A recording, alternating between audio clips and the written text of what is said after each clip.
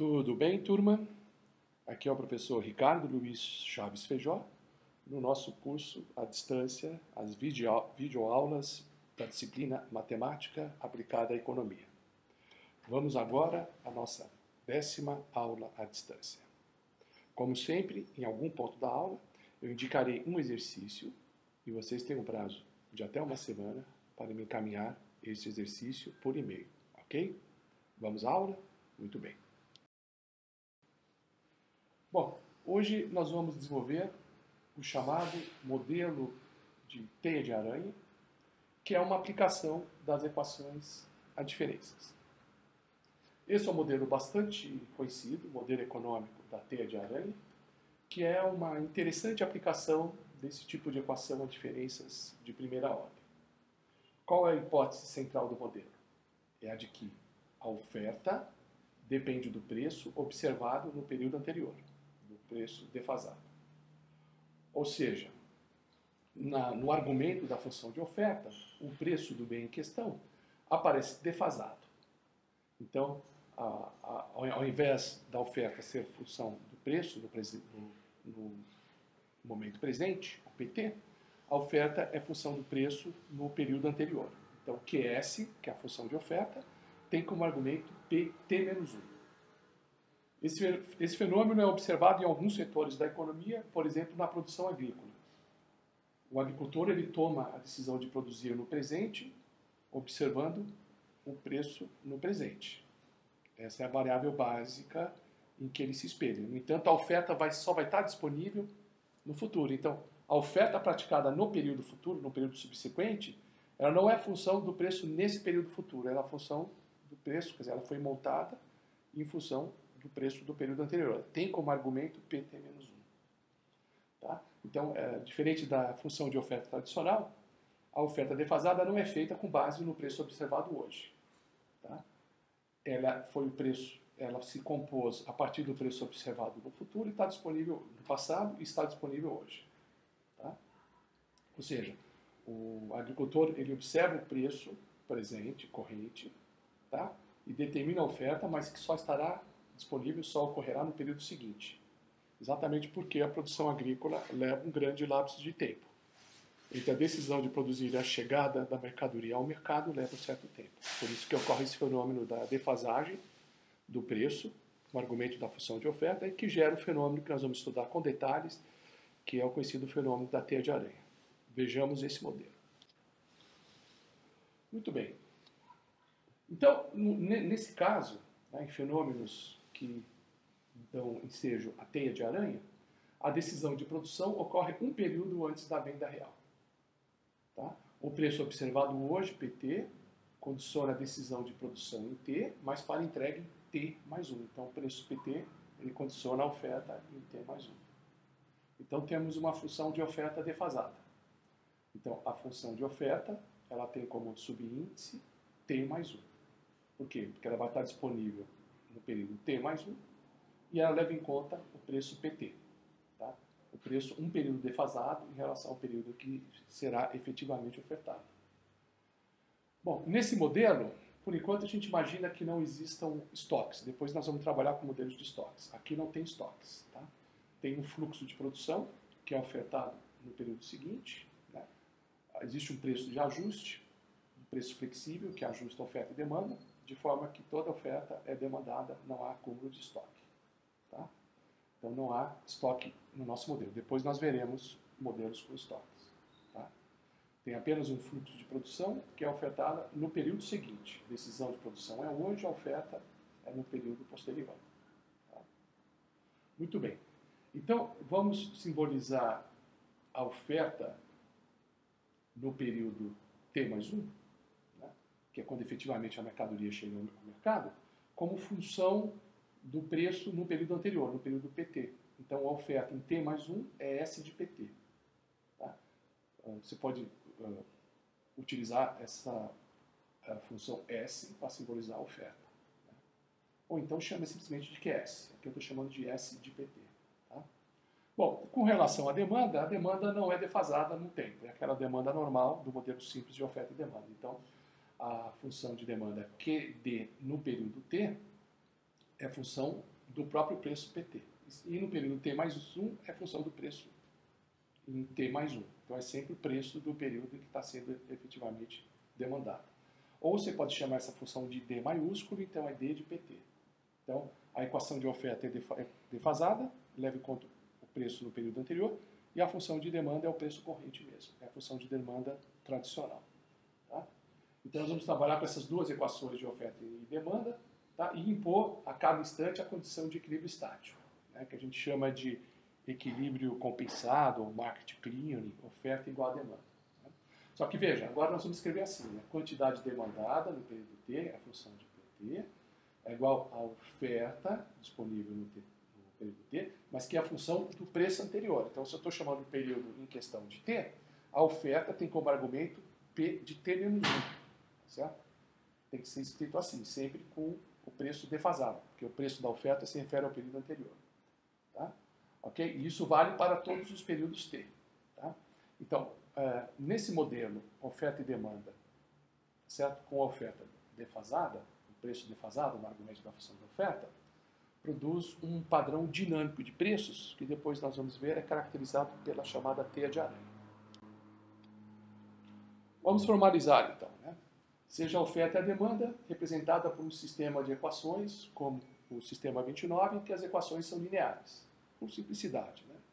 Então, a quantidade demandada no período T é a função de PT, e aí eu ponho um alfa menos beta PT. Tá? Alfa e beta, essas duas gregas, são positivas. Então, é a função de demanda tradicional que nós já trabalhamos logo na primeira aula do curso. Tá? Então, aqui vocês estão vendo, é um intercepto positivo, tá certo? E como beta é positivo tem um sinal menos, a inclinação da função de demanda é negativa. Tá? Porque, obviamente, ele não analisa o caso de Bend-Giffin, é uma função de demanda tradicional, portanto, negativamente inclinada. E a função de oferta? Bom, a função de oferta, QS de T, tem como argumento PT menos 1, porque é essa a ideia do preço defasado da função de oferta. Então, é menos gama, onde gama é o intercepto menos gama é o intercepto ocorre no eixo negativo da ordenada, mais um delta PT menos 1, que é um argumento. Né? E o delta, os dois gregos, gama e delta, são positivos. Ou seja, é uma função de oferta tradicional, positivamente inclinada, que é aquela função de oferta da microeconomia que tem a ver com a curva de custo marginal acima da curva de custo médio. Né? Então, é uma curva de oferta tradicional positivamente inclinada. Bom, da equação 29, aplicando a condição de mercado compensado, market clearing, então iguala-se em todos os instantes a oferta e a demanda. Então fica alfa menos beta PT é igual a menos gama mais delta P de T menos 1. Tá? Dessa equação, e deslocando o subíndice indicador de intervalo um período adiante, para eu trabalhar, ao invés de PT, PT menos 1, eu trabalho com PT mais 1 e PT, chega-se facilmente à equação a diferenças 30, que vai descrever o modelo de teia de aranha. Tá? Então, PT mais 1 mais delta sobre beta PT é igual a alfa mais gama sobre beta. Então, facilmente chega-se a essa equação, a partir do market clearing. Veja, o que está dizendo? É uma equação que aparece a variável PT e a variável defasada na frente, PT mais 1. Então, é uma equação a diferenças de primeira ordem, porque existe um período de defasagem, ou de PT, ou de T a T mais 1, tá? Com um coeficiente constante, que é essas gregas aí, essa razão de gregas, delta sobre beta, e um coeficiente constante, que é essa expressão alfa mais gama sobre beta. Então, é uma equação a diferenças de primeira ordem. Então, essa equação é que gera o padrão de teia de aranha. Então, trata-se de uma equação a diferenças de primeira ordem, com coeficiente constante, que posso chamar de A, que é o delta sobre beta, e um termo constante, que vamos chamar de C, como tradicionalmente chamamos o termo, né, que é alfa mais gama sobre beta. Ok? Bom, beta sobre gama, a gente, os gregos são positivos, então beta sobre gama não pode ser menos 1. Então, é o caso em que A é diferente de menos 1, é o caso mais genérico, mais tradicional, tá certo? E cuja solução é bem conhecida e nós demonstramos e aplicamos na aula passada. Então, voltando, né? Então, a solução é PT igual a P0 menos C sobre 1 mais A, menos A elevado a T mais C sobre 1 mais A, que é o termo. vamos substituir os nossos valores de A e C nessa equação. Então fica PT é igual, abre parênteses, né? P0 menos, aí põe o C, alfa mais gama sobre beta, tá? Alfa mais gama sobre beta, tá? Aí põe 1 mais A, né? 1 mais A é 1 mais delta sobre beta, né? Isso dá beta mais delta, tá certo? Sobre beta, né? Lá em cima, a expressão do C, o denominador era beta, aqui embaixo o denominador é beta também, então cancela o denominador. Então, nessa razão, olha só os numeradores. Então fica alfa mais gama dividido por beta mais delta. Ok? Depois eu tenho que colocar o menos A, portanto fica menos delta sobre beta, elevado a t. E aí a mesma expressão C sobre 1 mais A, agora com o sinal mais, tá certo? Fica mais alfa mais gama, beta mais delta. Então essa é a equação que caracteriza o modelo da teia de aranha. Vamos analisar detalhadamente o processo de formação dessas teias de aranha. Tá? Olhando a equação a diferenças 31, que nós vimos no slide anterior. Tá? Então, olhando essa equação a diferença, o termo que aparece, né, a solução particular da equação completa, é esse alfa mais delta sobre beta mais gama. Tá? Esse é o preço de equilíbrio intertemporal, que no caso é o equilíbrio estacionário, né? Tende para um valor constante. Vamos chamar esse preço de equilíbrio temporal de P barra. Tá? É constante, né? É um valor constante, porque é uma relação que só envolve constantes, então é o equilíbrio dinâmico estacionário. Eu vou substituir esse P barra naquela equação 31, do slide anterior, então vamos ficar com a seguinte expressão, PT igual a P0 menos P barra, que é aquela expressão toda, menos gama sobre beta elevado a t, mais P barra. Ok? Muito bem. Então, P barra é o equilíbrio temporal, a solução particular da equação completa, ok? Vamos olhar agora a função complementar, o desvio. Tá? Então, aquele fator P0 menos P barra é um efeito de escala, ou pode ser um efeito espelho se P barra for maior que P0. Né? Dependendo da condição inicial do P0, você pode ter um efeito de escala ou um efeito de escala e de espelho também. Vamos olhar o fator, que é muito importante. Nós vimos na aula passada a importância desse fator para entender a estabilidade do equilíbrio. Né? Menos gama sobre beta. É o B, né, da solução da função complementar, solução geral da homogênea, que é na forma de A, B elevado a T, né, onde B são as raízes características. Isso representa o desvio em relação ao equilíbrio estacionário. Vamos ver. No caso, o nosso B ele é negativo, a base é negativa. Por quê? Porque os gregos delta e beta são positivos e tem um sinal menos. Então, B é negativo. Então nós vimos que no caso que o B é negativo, a trajetória é oscilatória. É uma trajetória que oscila. De que forma pode oscilar? Ela pode oscilar com amplitude constante, ela pode oscilar de uma maneira amortecida, ou então a solução pode ser uma oscilação explosiva. Depende do módulo. Né?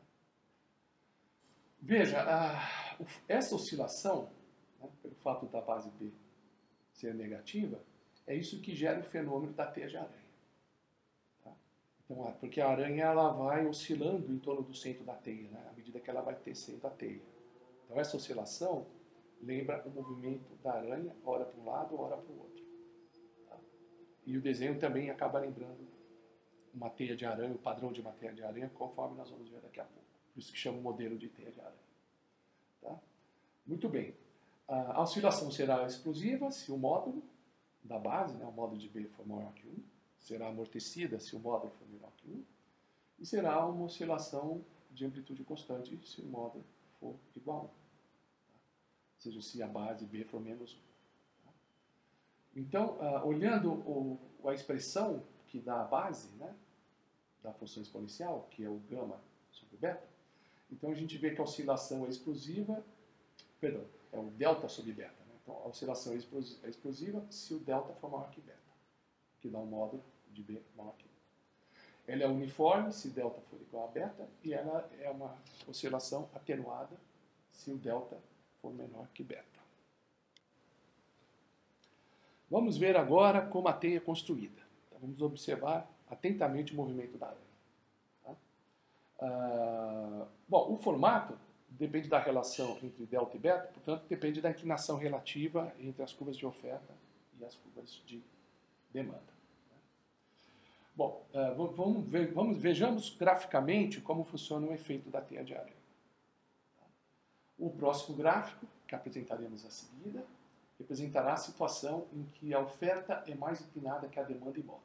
Então, nós temos uma função de oferta positivamente inclinada, uma função de demanda negativamente inclinada. É claro que a inclinação da oferta é maior que da demanda, porque uma é positiva e outra é negativa. Mas vamos ver em módulo. Quer dizer, em módulo, eu estou dizendo que a função de oferta é muito inclinada em relação à inclinação negativa da função de demanda. Tá? A oferta é mais inclinada que a demanda em módulo. Então, significa exatamente que das letras gregas, o delta é maior que o beta. Né? Bom, isso a gente viu que está uma base maior que uma oscilação explosiva. A gente vai mostrar no próximo slide como ocorre essa oscilação explosiva e a ideia que está por trás da equação diferencial. Tá? Antes, vamos ver o critério para desenhar essa trajetória. Então, a gente vai começar com um preço inicial P0. A gente vai rebater o valor da quantidade Q1 na função de oferta. Note a defasagem, né? Eu não relaciono a P0, o Q0, eu relaciono o Q1. Por quê? Porque a oferta é no período subsequente, no período posterior. Tá? Então, ao argumento P0, eu rebato na função de oferta a quantidade associada a Q1.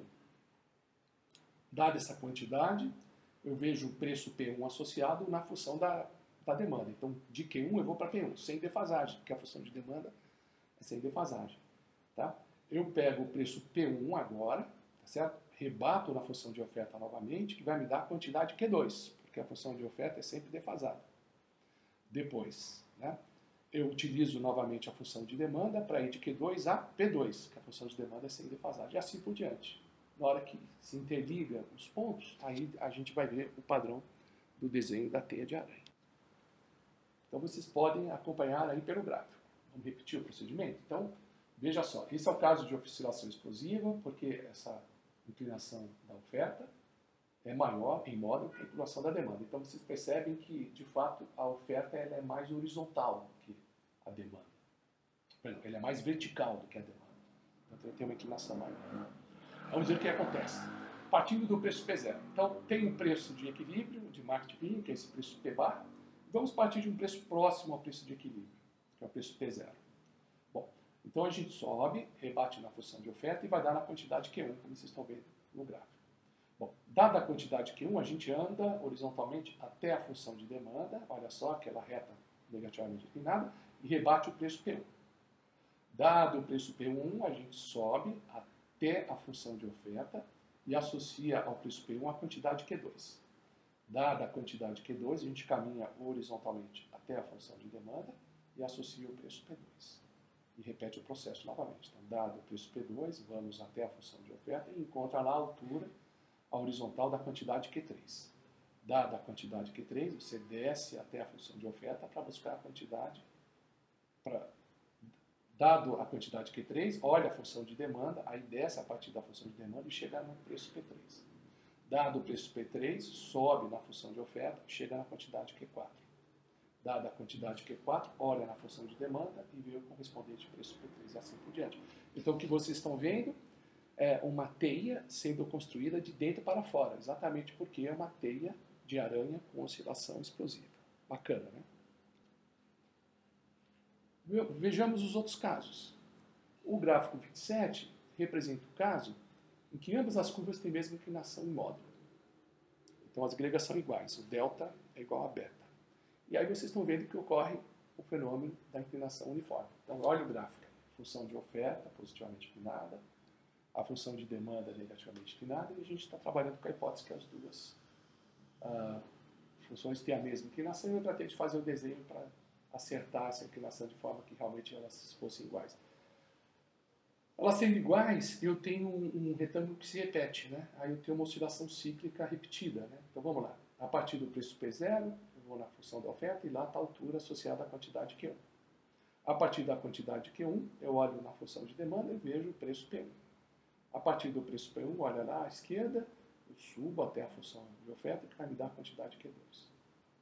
A partir da quantidade Q2, eu olho na função de demanda, tá certo?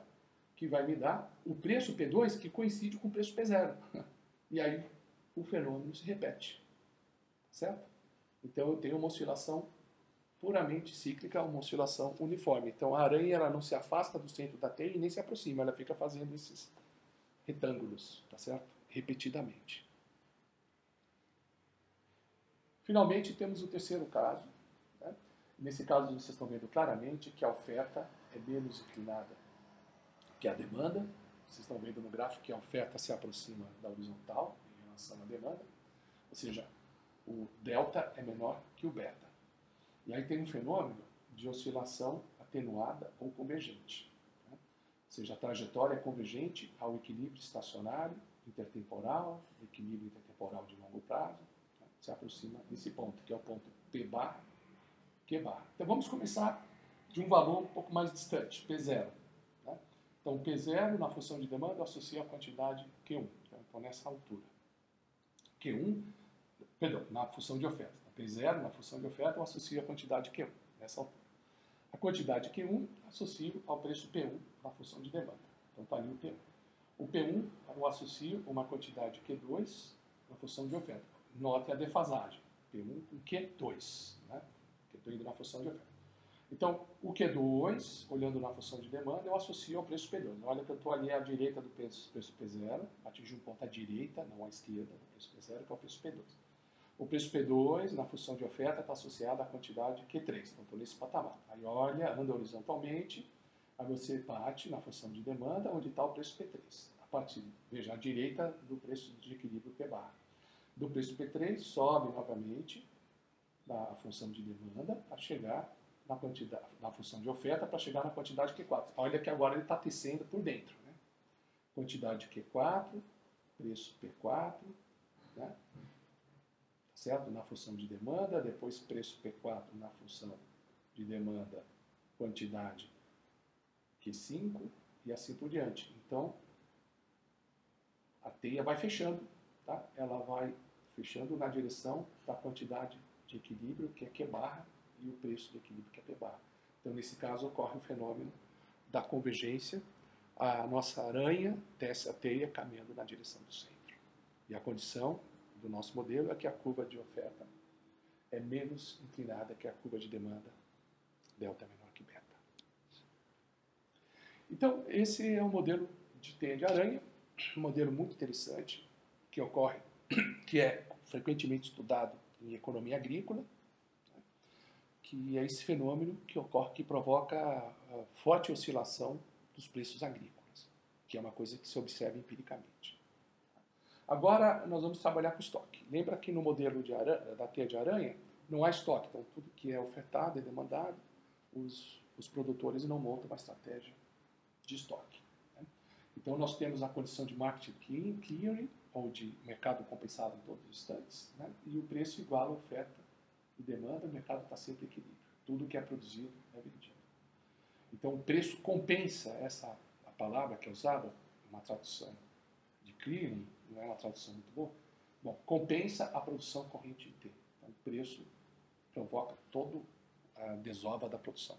Tudo que é produzido é vendido àquele preço. Tá? Ok? Em geral, a hipótese subjacente nessa classe de modelos é que a mercadoria transacionada é perecível. Então não adianta estocar, é melhor ver se a produção pode ser vendida a um preço razoável para o produtor tem que vender tudo, para não carregar nada. Tá? Porque se trabalha com a hipótese de mercadoria perecível, mercadoria que não pode ser estocada. O nosso modelo com estoque diz exatamente isso, quer dizer, a mercadoria que pode ser estocada e a estratégia de estoque é para ter um certo controle sobre os preços.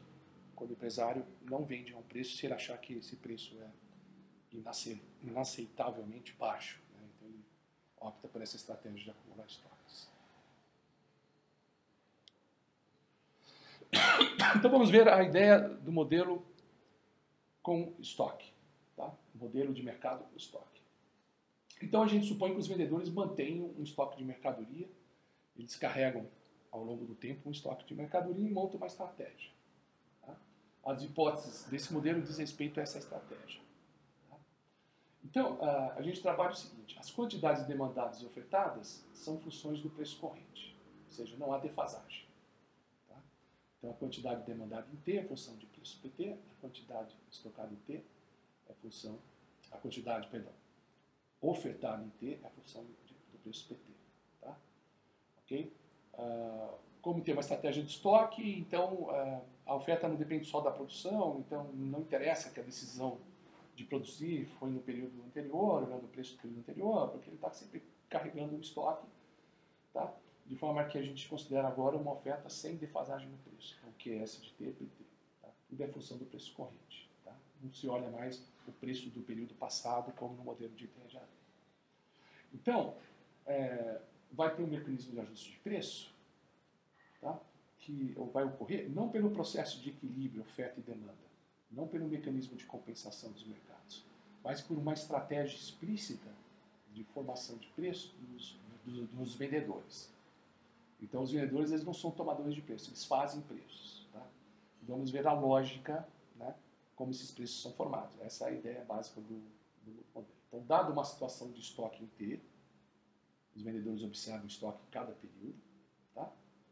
E observam o preço no período anterior, PT menos 1. Se o volume estocado hoje aumentou em relação ao período anterior, então significa que os vendedores eles estão percebendo um estoque que está crescendo. Então, a ideia deles é que agora o estoque é excessivo. O estoque aumentou em relação ao que era estocado no período anterior. Então, a ideia do modelo é, aí os vendedores oferecem a mercadoria a um preço menor. De forma que PT, o preço corrente, é menor do que o preço PT menos 1. PT é o preço corrente, o atual, PT menos 1, o preço do período passado. Então, por que eles oferecem a mercadoria a um preço menor? Para desovar o estoque, porque o estoque aumentou. Então, o estoque aumenta, o vendedor tende a ofertar a um preço menor, o preço de oferta cai, para desovar o estoque. Por outro lado, se o estoque hoje é menor do que do período anterior, aí os vendedores oferecem a mercadoria a um preço maior. Tá?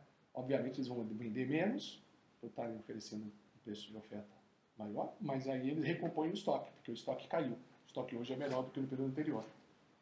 Então, quando caem os estoques, os vendedores oferecem a mercadoria a um preço maior. Então, PT fica maior do que PT menos 1. Naturalmente que essa estratégia, ora aumentando o preço, ora diminuindo o preço, aumentando o preço quando o estoque cai, diminuindo o preço quando o estoque aumenta, isso leva a uma estratégia de se manter um nível adequado de estoque. Com estoques baixos, a estratégia de praticar preços maiores é compatível com a meta de repor os estoques. Os estoques elevados são compatíveis com a escolha de preços menores, PT menor que PT menos 1, que permite aos agentes desovar os estoques. Permite movimentar as mercadorias para entrega no mercado. Então, essa hipótese do modelo acaba levando a uma estratégia ótima de gestão de estoque. Agora vamos formalizar esse modelo. Muito bem. Então, a nossa ideia do modelo é o ajuste de preços que é feito pelos vendedores, olha as variações de estoque. Tá? Então, o ajuste de preços e as variações de estoque são inversamente proporcionais. Tá? Então, ele ajusta o empresário, o vendedor, ajusta o preço para baixo com variações de estoques para cima, e vice-versa. Então, vamos traduzir nesse sistema de equação, que é o sistema 32. A primeira equação é a equação de demanda, tradicionalíssima, que dt é pt alfa menos beta pt, os gregos alfa e beta positivos. Aqui é a função de demanda do modelo mais simples, a função de oferta do modelo mais simples, bastante tradicional também.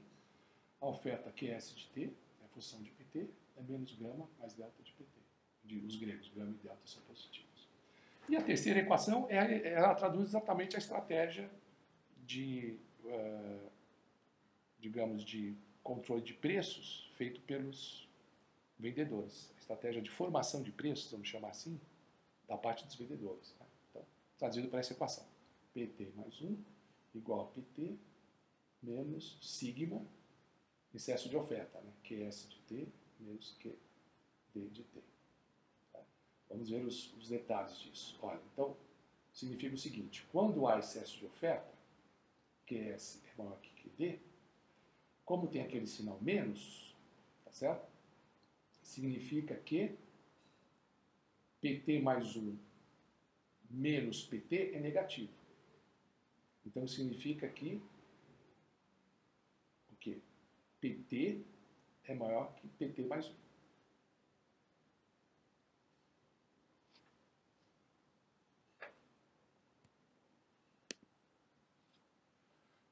o que está dizendo essa terceira equação? Né? Bom, esse sigma é um coeficiente de preço induzido pelo estoque. E aí, a equação, ela descreve uma dinâmica de preços. Né? Veja que a gente não utiliza uma hipótese que gera dinâmica como no modelo de Higgs, lembra? Que era dP dt é a função do excesso de demanda. Tá? No nosso modelo é excesso de oferta, que é excesso de demanda. Tá? Então, a variação de preço é proporcional ao excesso de demanda. Então, se tem um excesso de demanda, obviamente, o preço aumenta. Se tem um excesso de oferta, o preço diminui. Né? Então, essa é a lei tradicional e antiquíssima dos mercados. Né? Aqui, a variação de preços, PT mais 1 menos PT, modelo com estoque, é inversamente proporcional à variação de estoques, que é o QS menos QD. Tá? E o sinal menos, que aparece no segundo termo da equação, ali no segundo membro, dá conta dessa variação inversa.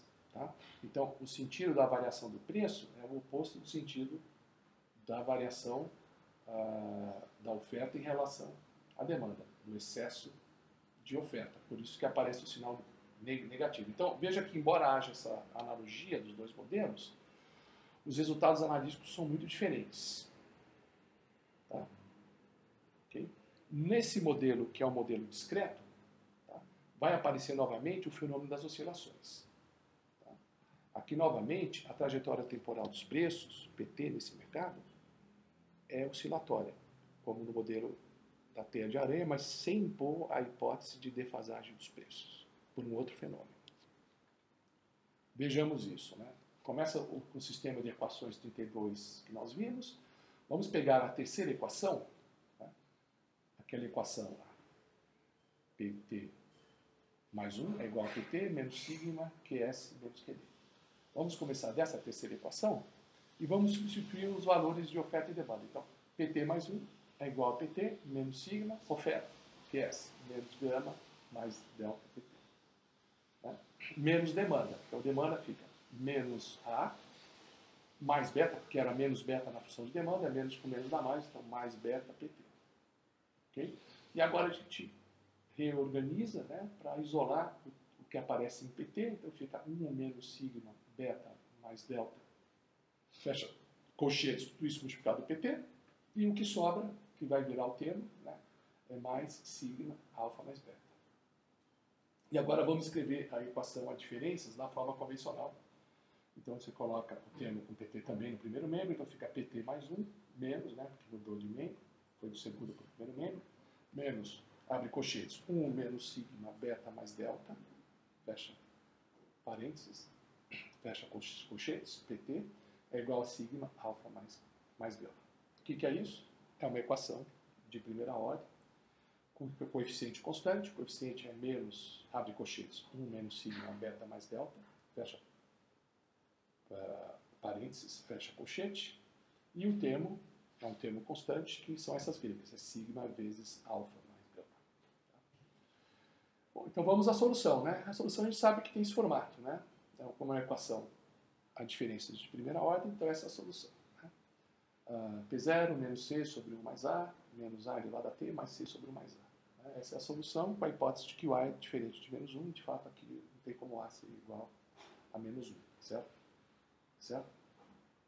Porque para o A ser igual a menos 1, aquela expressão ali, sigma, beta mais delta, teria que ser zero, e não tem como essa expressão se anular, porque as gregas são maiores que zero. Certo? Então não tem como se anular. Então a expressão é essa e a gente simplesmente substitui. Então no lugar ali, na primeira expressão, no lugar de C, você põe sigma, alfa mais gama. No lugar de 1 mais A, fica 1 mais A. Né? E aí é essa expressão toda com sinal negativo. Então menos a expressão que está colchetes, 1 menos sigma, beta mais delta. Vezes, continuando a expressão, né? Menos A, como A, que é essa expressão entre colchetes tem um sinal menos com menos dá mais, então é só o que está entre colchetes. Então 1 menos sigma, beta mais delta, tudo isso elevado a T, mais, novamente, né, a expressão que é o C sobre 1 mais A, que nós já vimos que é sigma, alfa mais delta, 1 menos, abre colchetes, 1 menos sigma, beta mais delta. Bom, continua com essa expressão. Isso dá, simplifica aquela expressão que aparece ali, né, o sigma, alfa mais gama, tá certo? O sigma acaba sendo cancelado nessa expressão, tá certo? Então fica simplesmente alfa mais gama sobre beta mais delta. Tá? Então 1 menos sigma beta mais delta, mais aquela expressão, fazendo os cancelamentos, da alfa mais gama, beta mais delta. Tá? Portanto, o termo constante, né, que é o equilíbrio intertemporal do preço, P barra, é simplesmente alfa mais gama, beta mais delta. Eu posso chamar isso de P barra. Né? É o equilíbrio estacionário, o equilíbrio intertemporal estacionário. Então, usando esse símbolo, P barra, né, a equação, a diferença relativa ao modelo de estoque é representada pela equação 33, PT igual a P0 menos P barra, 1 menos sigma, beta mais delta, tudo isso elevado a T, mais P barra, que é o equilíbrio temporal, a solução particular da equação completa. Então, nessa equação, as diferenças, vocês estão observando, tem a base, que como vocês estão vendo é 1 menos sigma, beta mais delta, né? É a base B, né? Que a gente vai ter que analisar para examinar a estabilidade dinâmica do modelo. Então, vai depender do comportamento dessa base. Né? Então, para analisar isso, vamos pensar os valores que essa expressão pode assumir nas famosas 7 regiões que nós vimos na aula passada, que são as 7 regiões dos valores da base, da faixa de variação dos valores da base B. Na verdade, a gente não precisa pensar na região 1 e 2. Tá? A gente pensa na região 3 a 7, tá? Porque as letras gregas, elas sempre assumem valores positivos. Né? O beta, nessa expressão, o beta, o delta, o sigma são positivos. Então, é impossível que o B seja maior ou igual a 1. Tá? Portanto, restam apenas 5 regiões. Tá? 3, 4, 5, 6 e 7. Tá? A região 1 e 2 foi descartada. Por que o preço não pode ser maior ou igual a 1?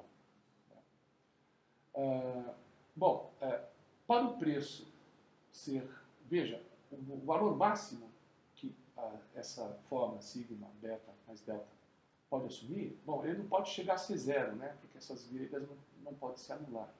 Mas é um valor, vamos supor que seja um valor muito próximo de zero. Né? Então, o valor máximo aí não chegaria a 1, né?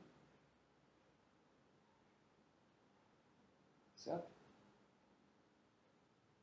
Porque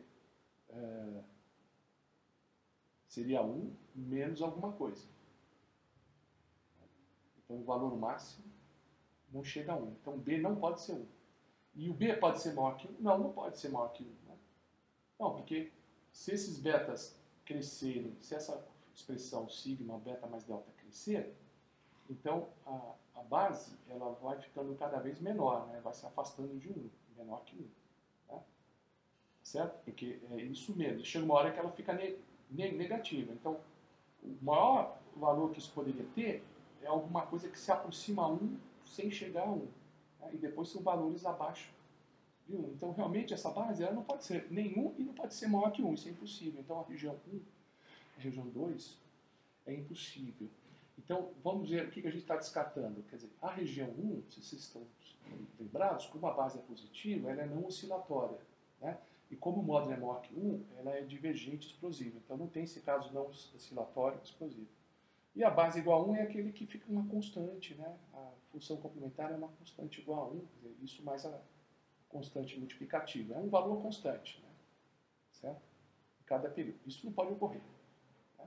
Então, a gente tem que analisar as demais regiões de valores de B. Tá? E aí, o valor da base vai depender, né, dos valores possíveis do sigma, tá certo? Né, em relação às outras linhas beta mais sigma. Tá? Vai depender do comportamento dessa base, que é 1 menos sigma, beta mais sigma. Bom, antes de comentar essa tabela com a análise das 5 regiões possíveis do valor da base, eu quero ditar o exercício desta aula, com prazo de entrega de 1 semana, que é o exercício da página 536, tá? O exercício do bloco 17.4, exercício 3A, ok? Então, me entreguem o exercício 3A do bloco 17.4 no prazo de 1 semana. Então, agora vamos ver as 3 regiões possíveis. Né? Então B não pode ser maior ou igual a 1. Uma possibilidade é o B entre 0 e 1, que é a região 3. Outra na região 4, B igual a 0. Na região 5, B entre menos 1 e 0. Na região 6, B igual a menos 1. E na região 7, B menor que menos 1. Muito bem. Então, vamos analisar o valor de sigma, né, possível a partir desse valor de B. Então, vamos lá. Então, se B entre 0 e 1, tem uma expressão de B, que é 1 menos sigma beta mais delta, está entre 0 e 1. Soma menos 1 nessa equação. Então, fica menos 1, naquele membro do meio, o 1 ali desaparece, fica simplesmente menos sigma vezes beta mais delta. À direita fica 1 menos 1, que é 0, fica só menor que 0. Tá? Depois, divide toda essa expressão por menos sigma beta mais delta, portanto, a ordem da desigualdade aí se altera, né? Então, começa com 0, dividido por diferente de 0 é 0 mesmo, 0. Menor, aquela expressão, como dividir por menos beta mais delta, fica só o sigma. E na segunda expressão é menos 1 dividido por menos beta mais delta, que é 1 sobre beta mais delta. Ou seja, o sigma só pode estar entre 0 e 1 sobre beta mais delta, na região 3. Tá? Característico da região 3, bom, o beta é positivo, então não tem oscilação, mas como o módulo é menor que 1, ele converge. Então, é o caso em que não oscila e converge. Região 4, beta é igual a 0. Né? Então, significa que 1 menos sigma vezes beta mais delta é igual a 0. Tá certo? Então, delta, beta mais 0 é igual a 1. Então, sigma, né? Sigma, beta mais delta é igual a 1. Portanto, sigma é 1 sobre beta mais delta. Essa é a condição quando B é igual a 0. Que é uma condição na trajetória de PT. Então, bom, o T não pode ser 0, né? Porque a base 0 igual a 0 não existe, mas qualquer outro valor dá 0. Então, não tem a função complementar, certo? Está diretamente no equilíbrio estacionário, no equilíbrio intertemporal, pelo menos. Pode ser móvel, né? Mas vai para o equilíbrio intertemporal. Bom, a região 5, o B está entre menos 1 e 0, portanto, 1 menos sigma beta mais delta está entre menos 1 e 0, soma menos 1 em cada membro, fica menos 2, é menor, 1 desapareceu lá, porque somou com menos 1, menos sigma beta mais delta, e depois o 0 ali fica o menos 1, certo? Depois se divide por menos 2 sobre beta mais sigma, então se inverte a ordem, né? Então fica 1 sobre beta mais sigma, é menor que o sigma, né? Porque desapareceu, porque dividiu essa expressão do meio por menos beta mais sigma, ficou simplesmente sigma, menos beta mais delta, né? Então ficou simplesmente sigma, e à direita 2 sobre beta mais sigma. Então, beta mais delta, perdão. Então, o sigma, ele está entre essas duas que são hipérboles equiláteras, né? Está entre essas duas hipérboles equiláteras. E como o módulo é menor que 1, é uma oscilação, porque o B é negativo, mas é uma oscilação amortecida, porque o módulo é menor que 1. No caso, se beta for igual a menos 1, né? Então significa que 1 menos sigma beta mais delta é igual a menos 1. E facilmente vocês percebem que sigma é 2 sobre beta mais delta, que é a oscilação uniforme. Como é negativo, oscila, mas ele oscila fazendo aquele padrão oscilatório, né? Parecido com as muralhas de um castelo, merlões e ameias, acho que é isso que chama, né? Aquele padrão de muralha de castelo, que é a oscilação uniforme. E se o beta for menor que 1, então significa que 1 menos sigma beta mais delta é menor que menos 1, beta é menor que menos 1, menor que menos 1, ou sigma beta mais delta é maior que 2, ou sigma é maior que 2 sobre beta mais delta, que ele está acima de da maior hipérbole equilátera, né, que dá oscilação explosiva, porque o módulo, né, tá certo? Porque se o beta é menor que menos 1, então o módulo vai dar maior que 1, né, então dá oscilação explosiva, como você sabe.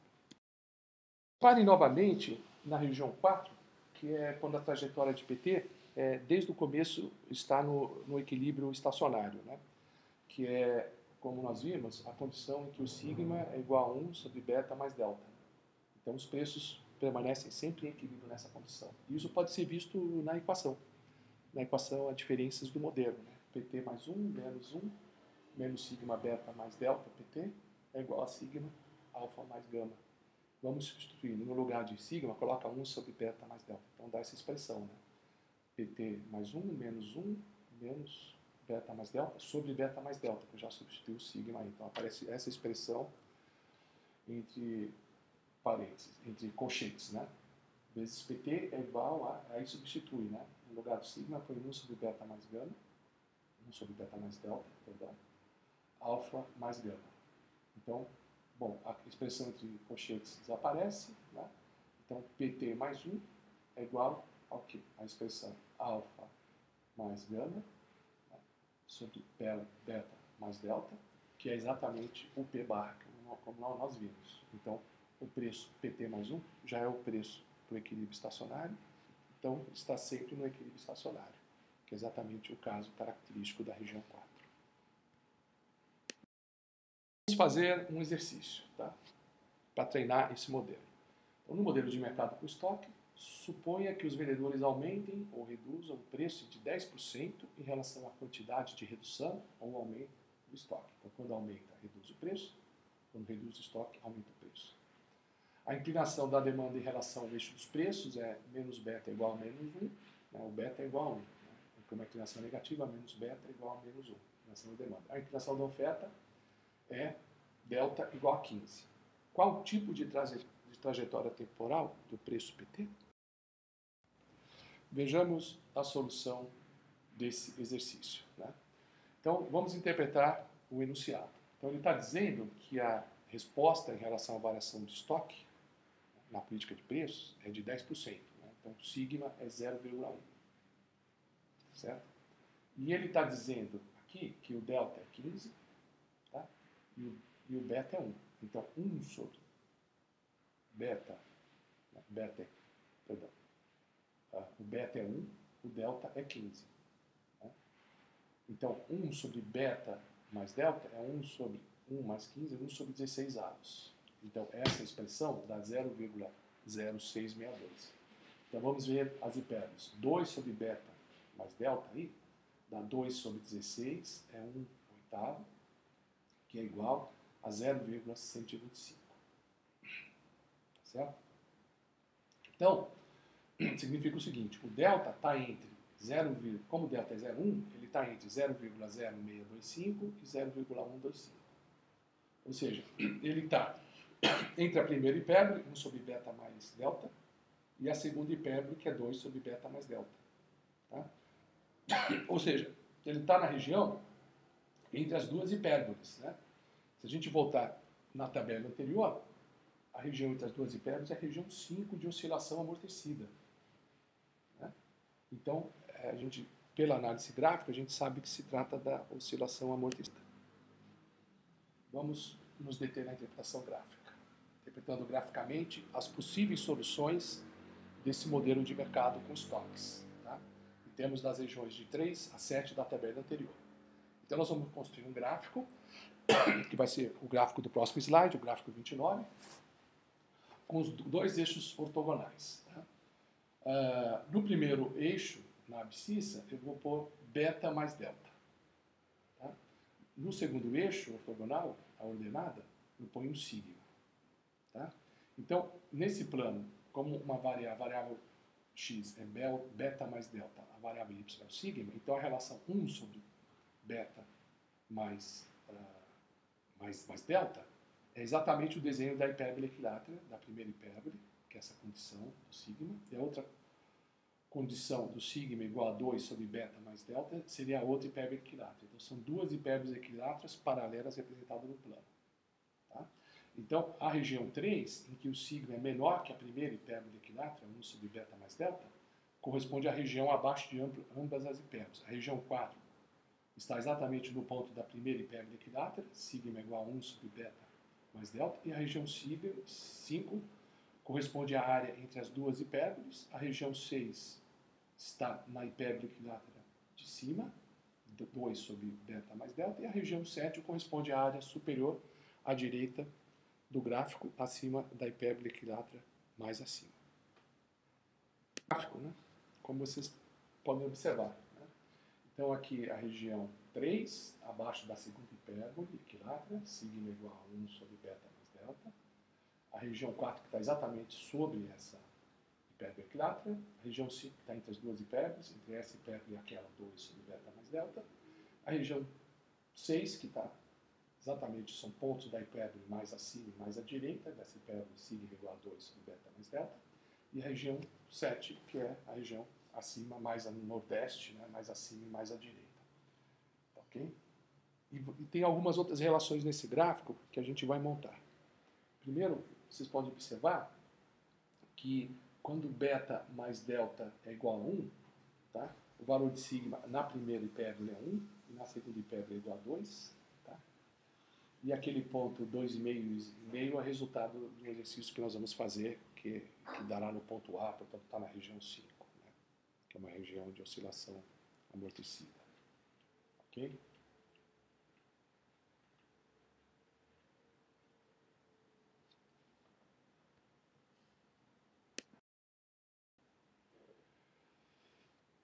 Bom, vejamos um modelo de mercado com estoque com os seguintes valores dos parâmetros, né? Sigma igual a meio, beta igual a 1, delta igual a 1,5. Tá? Olhando no gráfico anterior, veja se a trajetória do preço é convergente ou não. Então, pegando lá a soma, né, os valores dados no exercício, né, beta mais delta seria 1 mais 1,5, que dá 2,5. E o sigma é meio. Né? Então, o que acontece? Olhando no gráfico anterior, né, para sigma igual a meio, você está no ponto 2,5, que fica exatamente, que é o ponto A, entre as duas hipérboles, portanto, trata-se da região 5, onde ocorre oscilação amortecida, a trajetória temporal, portanto, é convergente, embora oscilatória, porque a base é negativa. Ok? Então, com isso, encerramos a aula de hoje. Muito obrigado.